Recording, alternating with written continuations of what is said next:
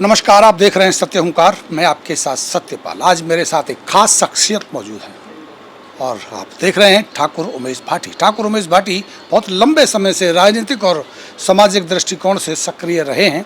लगातार भाजपा के साथ भी काम किया और INLD के साथ भी काम किया और उसके बाद आज फिर भारतीय जनता पार्टी के साथ एक बड़ी जिम्मेदारी के साथ हमारे साथ होंगे और जानेंगे कि उनको क्या जिम्मेदारी मिली है, क्योंकि लगातार पूरे शहर में चर्चाएं हैं, बधाइयां दी जा रही हैं। और आइए ले चलता हूं आपको सीधा ठाकुर साहब के पास। ठाकुर साहब, आपका बहुत बहुत स्वागत। सबसे पहले सब बहुत बहुत नमस्कार सतपाल जी, और आपका धन्यवाद और आपके जो व्यूअर्स हैं उनका भी धन्यवाद। सबसे पहले तो आपको बधाई देंगे कि बहुत ही लंबे समय के बाद एक बड़ी जिम्मेदारी से आपको नवाजा गया। खबरें हैं, शहर में चर्चा हो रही है कि आपको पर्यावरण से संबंधित बड़ी जिम्मेदारी दी गई है। क्या है, एक बार उसे बताएं और क्या जिम्मेदारी रहेगी? ये हरियाणा के चेयरमैन के पद पे जो है सुशोभित किया है। अपना पर्यावरण आयोग है, दिल्ली से मुझे नॉमिनेट किया है इस पद के लिए, और मेरी जिम्मेदारी है कि हरियाणा के अंदर जो पॉल्यूशन है उस पॉल्यूशन में किस तरीके से हम वहाँ पे कमी ला सकते हैं, किस तरीके से हम जो है इस पे काम कर सकते हैं पूरे हरियाणा के अंदर। तो ये जो जिम्मेदारी है सरकार के साथ मिलकर काम करने की, ये मुझे मिली है।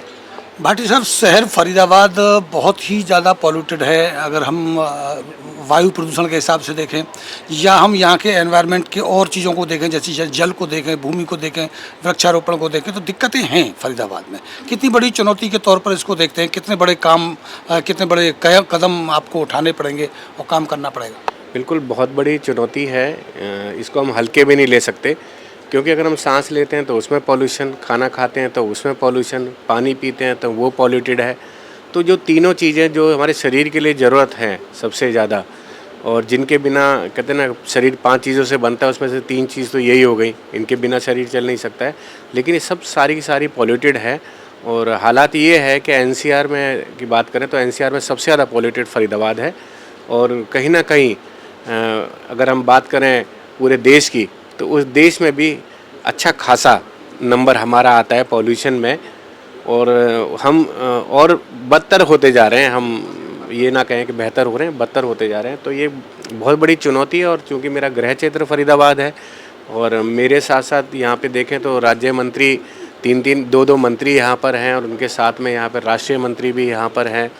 सभी लोग प्रयास में लगे हुए हैं कि कैसे नॉन पॉल्यूटेड किया जाए फरीदाबाद को, क्योंकि फरीदाबाद चारों तरफ से घिरा हुआ है, दिल्ली से भी घिरा हुआ है। दिल्ली का पॉल्यूशन भी फरीदाबाद में आता है, NCR में नोएडा की तरफ से भी आता है।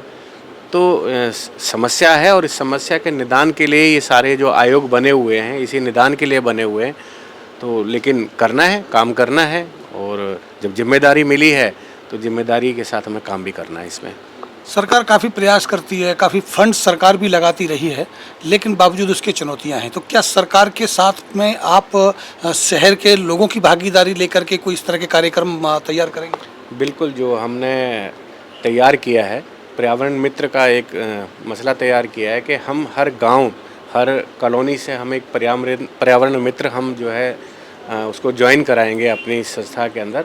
और वो जो पर्यावरण मित्र होगा वो हमारी आँख कान नाक की तरह काम करेगा। वो ही हमें बताएगा कि कहाँ पे गलत है, क्योंकि हमें अब रूट लेवल पे जाना पड़ेगा। जो आयोग में बड़े बड़े पदाधिकारी हैं वो एयर कंडीशन रूम में बैठते हैं, वो नीचे लेवल तक नहीं जाते हैं। तो इस चीज़ का जो सॉल्यूशन हमने निकाला है पर्यावरण मित्र, जिसमें हमने पूरे देश में करोड़ों की संख्या में और अपने हरियाणा में जो है 10 से 15 लाख का हमने टारगेट रखा है कि 10 से 15 लाख पर्यावरण मित्र हम हरियाणा में बनाएंगे। ये वो शख्स होंगे जो बिल्कुल ज़मीनी हकीकत को बयान करेंगे, ये बताएंगे कि कहाँ पे पेड़ कट रहा है या कौन सी फैक्ट्री है जो ग्रामीण क्षेत्र में लगी हुई है और वो पॉल्यूशन फैला रही है जिसका कि किसी को पता नहीं है। तो ये सारे काम के लिए हम पर्यावरण मित्र लेकर आ रहे हैं। कम से कम 10 से 15 लाख पर्यावरण मित्र हरियाणा में बनाए जाएंगे। अवेयरनेस के कोई कार्यक्रम चलाने की योजना आप बनाएंगे ताकि लोग जागरूक हों ज़्यादा से ज़्यादा, और ज़्यादा से ज़्यादा पेड़ लगाए जाएं, ज़्यादा से ज़्यादा पानी को खराब ना करने की परिस्थितियों को रोका जा सके? ये जो हमारे पर्यावरण मित्र होंगे, हम इन्हीं के जरिए जो है अवेयरनेस प्रोग्राम करेंगे।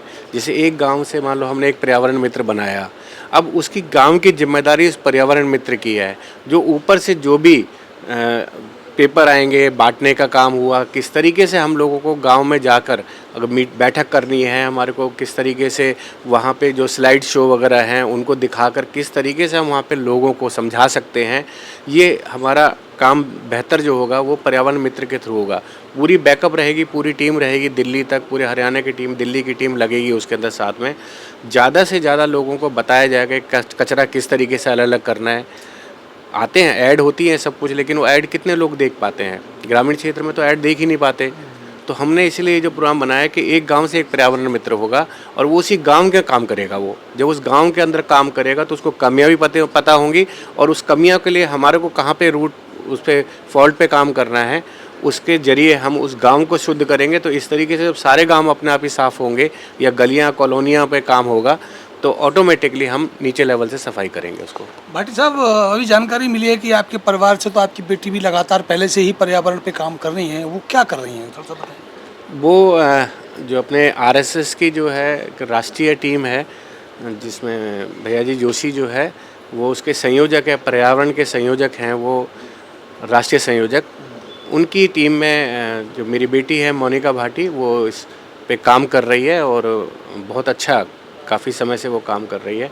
और चूँकि संघ भी चाहता है कि पर्यावरण, क्योंकि पर्यावरण एक ऐसा आज के समय पे समस्या हो चुकी है कि उस पे हर कोई काम कर रहा है लेकिन उसके बाद भी चीज़ें नहीं सुधर रही हैं।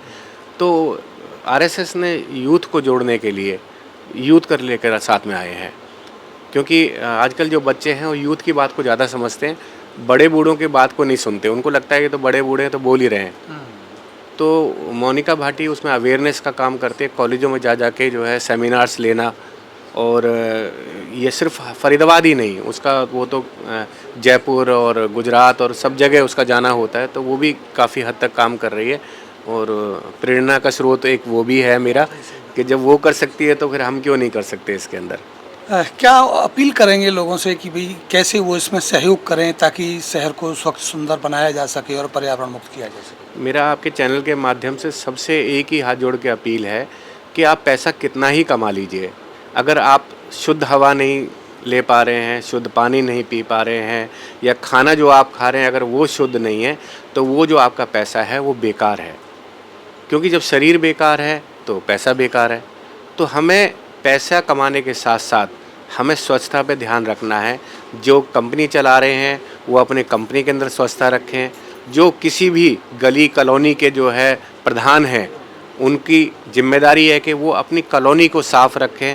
जो आरडब्ल्यूए है वो अपने सेक्टर का ध्यान रखें, क्योंकि हम छोटे लेवल पे जब हम सॉल्यूशन लेकर आएंगे तो पर्यावरण जो है शुद्ध होगा। जब पर्यावरण शुद्ध होगा तो हमारी मानसिक जो बीमारियां हैं वो हमारी ख़त्म होगी, हमारा मानसिकता जो हमारा बीमार पड़ा हुआ है वो ठीक होगा, शरीर की जो बीमारियां हैं वो ठीक होंगी। और जब हम मन से और तन से खुश होंगे तो कहते हैं कि सूखी रोटी भी फिर जो है वो भी खून बनाती है शरीर के अंदर। नहीं तो अगर आप पनीर भी खाओगे तो पनीर भी जो है पेट खराब कर देता है।